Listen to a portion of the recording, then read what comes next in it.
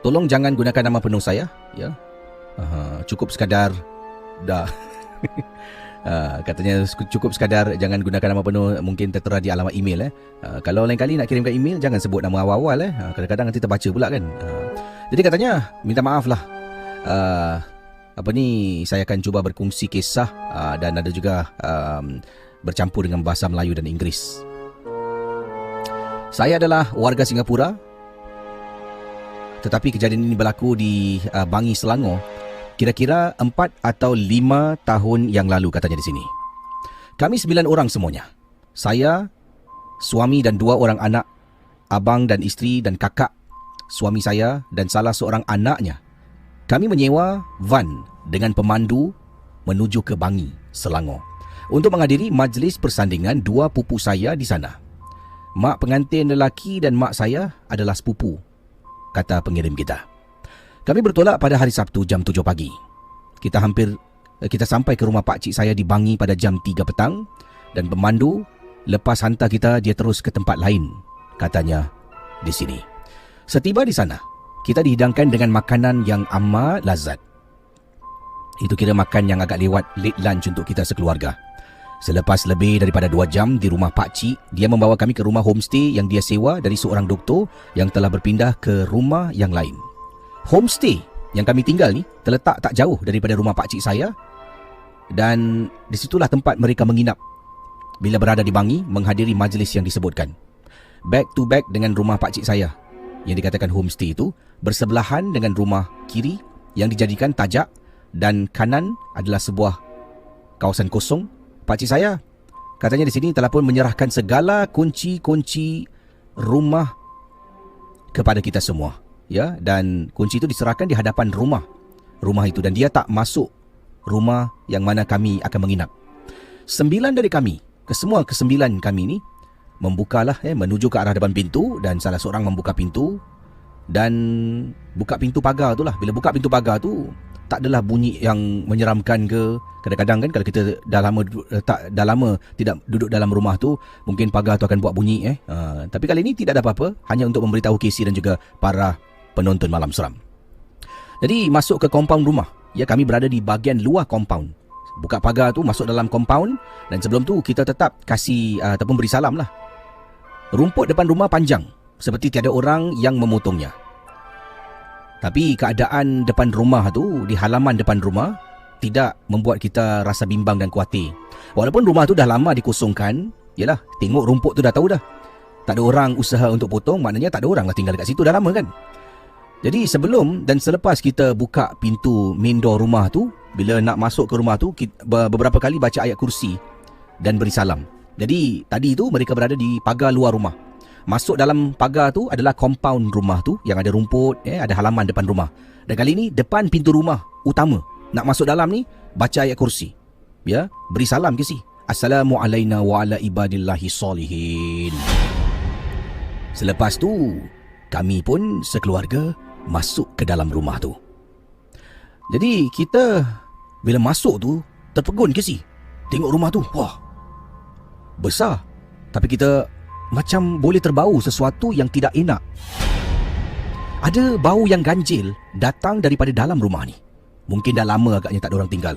Kita pun mulalah satu persatu ke si. Dah masuk semua kan, survey dalam rumah tu. Ada yang pergi ke kiri, ada yang pergi ke kanan. Dekat tingkat 1 ada 3 bilik. 2 sederhana dengan tandas. 1 bilik ni agak kecil sedikit, tidak ada tandas. Kita pun naik ke tingkat 2. Dekat tingkat 2 ada 3 bilik tidur. 1 master bedroom, besar ke si biliknya. 2 bilik sederhana. Dan setiap bilik di tingkat 2 ada tandas sendiri. Lepas kita berbincang siapa yang ambil bilik mana, kita pun setujulah. Dan masing-masing katanya masuk ke bilik yang kita setuju. Dan keluarga saya masuk menggunakan master bedroom. Setiap keluarga masuk ke bilik dan terus letak beg. Kami katanya di sini cuba rehatkan diri dan kemudian segera solat asar. Selepas asar tu kami chill dekat dalam rumah sambil-sambil menunggu kehadiran waktu maghrib. Selepas solat maghrib, kita semua turun ke ruang tamu. Kita memandang ke arah satu sama lain. Dekat ruang dapur, ruang makan dan ruang tamu, rasa macam aneh lah rumah ni. Selepas solat ni macam something is not right about the house. Kita baru perasan seluruh rumah ni penuh dengan gambar family doktor tu. Dan perasaannya Allah saja yang tahu. Macam ada orang yang CCTV kita. Kita buangkan rasa pelik, rasa perasaan pelik tu, dan terus pergi ke ruang tamu untuk menonton televisyen pada malam itu.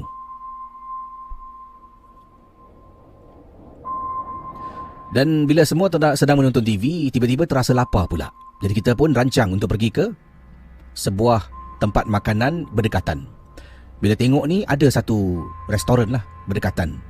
Setelah fikir macam mana nak pergi, kita sebenarnya tidak mempunyai kenderaan. Kan tadi saya katakan kita menyewa sebuah van, pemandu tu dah berlalu pergi dah. Jadi, restoran paling dekat ni lebih kurang 1.5 kilometer. Siapa yang nak jalan malam-malam road yang tidak ada lampu, yang kami pun tak pasti tempatnya. Jadi, my hubby dengan my brother-in-law jalan ke rumah pakcik yang dikatakan tidak jauh daripada rumah yang kami sewa, rumah doktor kan. Dan minta tolong one of my dua pupu untuk memandu kami ke restoran berdekatan untuk membeli makanan. Yang lain hanya duduk di ruang tamu homestay itu saja. Tidak berani nak ke mana-mana. Sewaktu kita sedang menonton TV, anak perempuan saya dan saya terdengar bunyi seperti ada orang mandi. Seperti ada orang mandi dalam tandas. Bayangkan macam ada orang mandi terdengar dengan jelas bunyi orang mandi.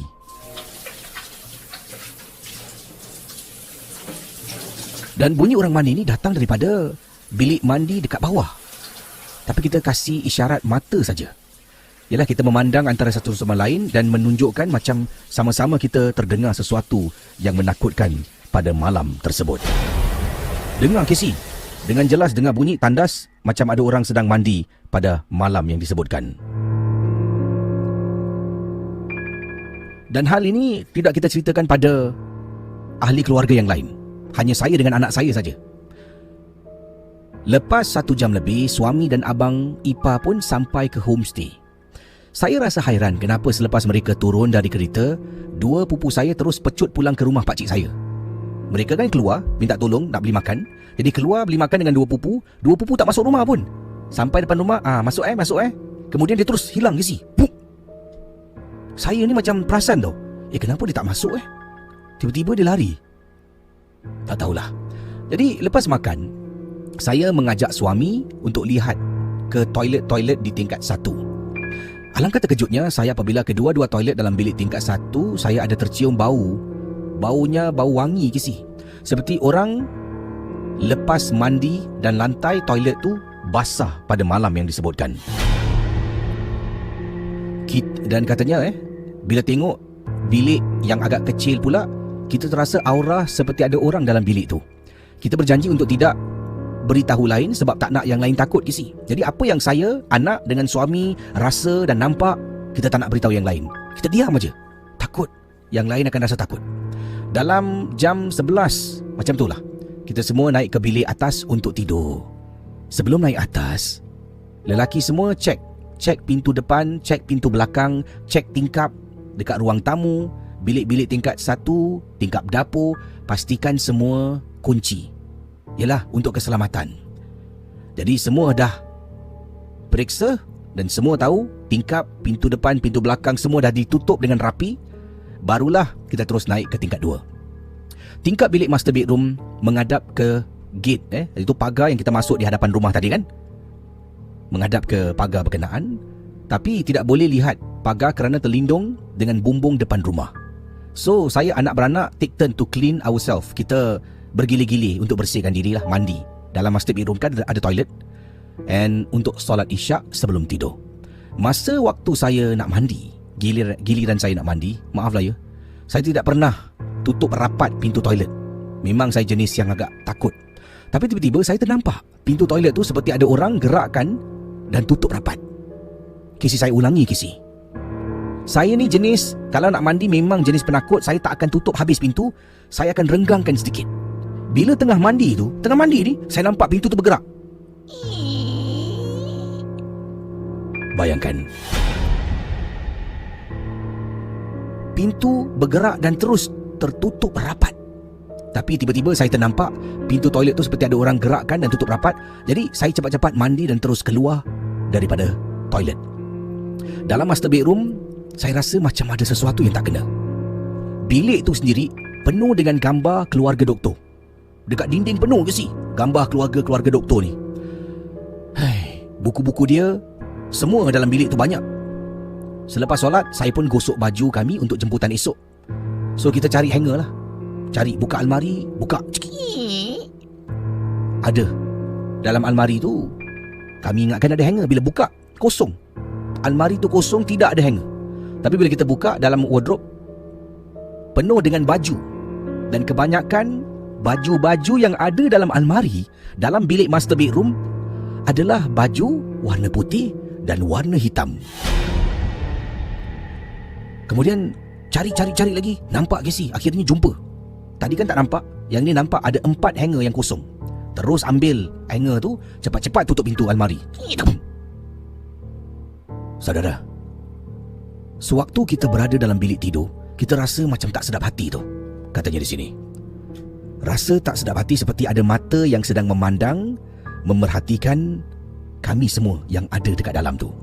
Masa nak tidur, anak lelaki saya cakap, katil ni katil besar, king size.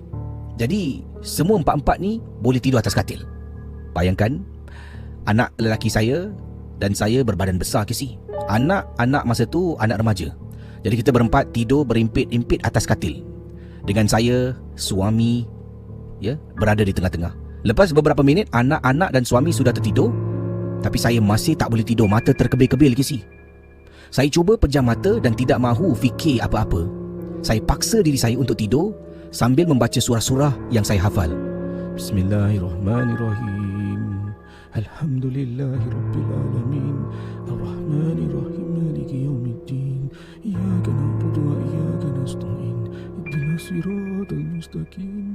Siratal ladzina an'amta 'alaihim ghairil maghdubi 'alaihim waladdallin. Susah saya nak tidur. Baca punya baca. Setelah 45 minit, dalam jangka waktu macam tu lah, saya ni tak boleh tidur. Suami, anak-anak semua dah tidur. Saya terdengar bunyi pintu pagar depan yang tadi kita masuk tu kan, seperti ada orang buka. Rasa pelik tau ke si? Bukankah tadi bila kami datang ramai-ramai, bila buka pintu, saya ingat ke si? Saya tak dengar pun bunyi. Tapi pada malam tu, tiba-tiba pintu pagar dekat bawah, dekat compound rumah tu, dengar bunyi. Lepas tu, tidak sampai beberapa minit, saya terdengar tapak kaki orang naik tangga pada malam tu. Jadi, kita imbas kembali pengalaman yang diketengahkan ini. Tengah tidur, dengar bunyi pagar dekat compound rumah terbuka dan tiba-tiba dengar telapak kaki orang berjalan.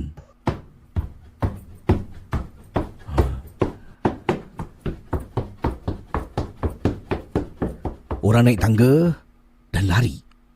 Saya pada waktu itu terdiam. Siapa naik tangga? Anak suami dah tidur. Lepas tu, saya tahan. Saya cuba tahan perasaan takut. Dan bayangkan, saya cuba tak nak bernafas ke si. Saya bernafas perlahan sangat. Saya tahan nafas, cuba dengar dengan clear. Benar ke si? Bila saya tahan nafas, saya cuba berikan perhatian. Sememangnya saya tidak silap, saya dengar bunyi orang naik tangga dalam rumah homestay yang kami tinggal pada malam itu. Saudara, betul bunyi tapak kaki. Dan pintu bilik seperti ada orang cuba buka beberapa kali. Pintu bilik seperti ada orang cuba buka beberapa kali. Saya diam kisi. Saya tak kejutkan suami, tak kejutkan anak-anak. Percubaan untuk buka pintu katanya tidak berhenti. Saya dengar pula seperti ada suara orang bercakap sesuatu, kuat tapi tidak jelas. The same thing goes on for a few times. Benda ni berlaku untuk beberapa kali dan ia berlangsung daripada setengah jam hingga 45 minit pada tengah malam itu. Lepas tu, dah bunyi kecoh bising telapak kaki orang nak buka pintu, terus senyap. Senyap. Mata saya pejam. Tidak mahu saya buka, saya takut kan, tutup mata, pejam mata saya. Lepas tu saya dengar pula suara suami saya berkata. Dia menggunakan kata kesat. Tut! Pergi kau! Pergi dari sini! Pergi! suami saya. Dengan saya pejam mata ni, saya buka mata, saya tengok suami saya tengah tidur, tapi mulut masih sedang bercakap, mengatakan sesuatu yang kurang jelas. Saya gerakkan dia sedikit. Bang. Dia berhenti ke si? Berhenti. Saya terus pejam mata sambil sekali lagi membaca surah-surah yang saya tahu. Waktu saya hampir-hampir nak terlelap, tiba-tiba saya rasa badan saya seperti ada benda yang pukul tumbuk dengan kuat. Saya terbangun dalam kesakitan. Saya lihat suami dan anak-anak masih tidur. Saya terus bangunkan suami dan menyuruhnya supaya tidak tidur. Abang, jangan tidur dulu, boleh tak abang temankan saya, bang? Abang temankan saya. Suami faham saya. Dia bangun walaupun mengantuk. Dia cuba tahan mata untuk temankan saya supaya saya tidur dulu, baru dia akan tidur. Saudara, kata pengirim kita, saya tersadar apabila suami mengejutkan saya untuk solat jemaah subuh. Lepas solat, dia kata, kita tunggu sampai hari siang baru kita bercerita, okey? Kata suami. Saya pun macam, suami saya tahu ke? Katanya di sini, bila hari dah siang, suami perasan tanda lebam di badan, kaki dan tangan saya. Setelah semua sudah siap dan berkumpul di ruang tamu, anak saudara perempuan saya memberi isyarat pada saya. Saya angguk tanda faham. Suami cek lagi all the doors, periksa pintu, tingkap. Kesemua masih ditutup rapat, ditutup rapi macam semalam malam sebelum kami tidur. Selepas habis sarapan, kita pun bersiap dan berkemas untuk kejemputan sebelum pemandu van sampai untuk menjemput kita. Kita semua sudah keluar daripada banglo tu dan menunggu di luar pagar rumah dengan beg-beg kami sekali. Bila van sampai, kita terus ke jemputan, masuk dengan beg kami. Memang lepas tu dah nak pulang ni. Pulang selepas jemputan kerana esok harinya semua bekerja dan bersekolah. Dalam perjalanan pulang ke Singapura, setelah saya menceritakan kejadian aneh di rumah itu, baru semua mula satu persatu Casey mula meluahkan dan berkongsi pengalaman masing-masing. Semua mereka rasa macam ada sesuatu yang tidak kena dalam rumah tu. Bila saya mula cerita, maklum, sama juga. Rumah tu seram Ingatkan saya seorang je yang rasa. Semua rasa macam ada mata memandang sedang memerhatikan kami yang ada dalam rumah tu. Suami masa mahu beli pizza, kata suami awak tahu tak, masa abang nak keluar pergi restoran beli pizza, makan malam kita, dalam perjalanan nak ke rumah pakcik, kata suami dan abang ipar saya harus melintas sebuah tajaka. Suami cakap tajaka tu seperti ada ramai budak dekat dalam masa tu. Dah malam, takkan ada budak. Sebab suami dapat rasakan tajaka tu macam bising dan riuh. Tapi sekitaran tajaka, dalam tajaka tu gelap. Dan katanya suami dia mimpi ada orang masuk dalam rumah tu dan cuba nak masuk bilik. Tapi pintu bilik yang saya dengan suami tidur dikunci. Itu pengalaman suami. Kemudian kakak ipar masuk. Kau tahu tak? Semalam akak dengar tau, budak-budak terpekik-pekik. Dalam rumah ni macam ada budak ramai. Sepanjang malam aku dengar. Kata kakak ipar. Masuk pula anak saudara saya. Katanya, saya dengar semalam tapak kaki tau, orang naik tangga. Macam ada orang bercakap dekat luar pintu. Lepas tu tak lama kemudian suara tu senyap. Semalam rambut saya kena tarik. Dekat bawah katil semalam rasa macam ada orang dekat bawah katil. Dan kata anak saudara saya, dia dengar ada suara daripada luar tingkap bilik. Dan anak perempuan saya, dia tidak tidur tapi dia pura-pura tidur. Sepanjang waktu dia pura-pura tidur sebab dia terlalu takut untuk bersuara buka mata. Dia kata dia rasa seperti ada orang dalam bilik itu selain kami 4 beranak, Casey. Dia tahu pasal saya terjaga 2-3 kali malam tu. Dia tahu, cuma dia takut nak buka mata. Rumah tu macam rumah berpuaka pula. Seram, Casey. Casey, untuk pengetahuan Casey, pakcik saya yang menempah homestay tu, dan dia ni menyuruh kami tinggal dalam rumah tu, bukan dalam hotel. Sampai ke hari ini tak tahu apakah sebenarnya sejarah di sebalik rumah homestay. Dan kenapa dalam rumah tu banyak gambar ahli keluarga daripada tingkat bawah sampai tingkat atas, dekat dalam bilik master bedroom, dan dalam almari baju warna hitam dengan putih banyak ke si. Sekian, terima kasih. Kiriman daripada Zai untuk Malam Seram.